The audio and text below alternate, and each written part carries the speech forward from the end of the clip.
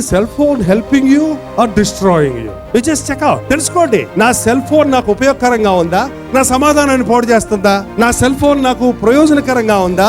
నా సమయాన్ని తినేస్తుందా? నా డబ్బు తినేస్తుందా? విస్తారమైన మాటలలో దోషం ఉండక మానదు అని బైబిల్ చెప్తుంది. ఇవాళ సెల్ ఫోన్ కి డబ్బులేసి మాట్లాడటానికి డబ్బు కట్టి మాట్లాడు.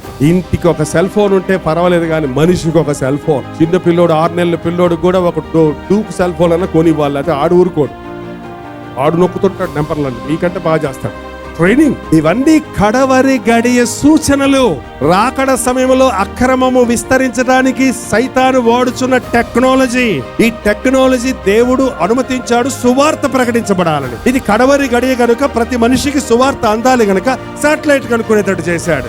సువార్త ప్రతి ఇంటికి చేరినట్లు దేవుడు లోకమంతటికి సువార్త ప్రకటించడానికి ఇంటర్నెట్ కనుగొనడానికి సహాయం చేశాడు. ఎంతమంది దీన్ని రైట్ యూజ్ చేస్తున్నారు, ఎంతమంది దాన్ని మిస్యూజ్ చేస్తున్నారు?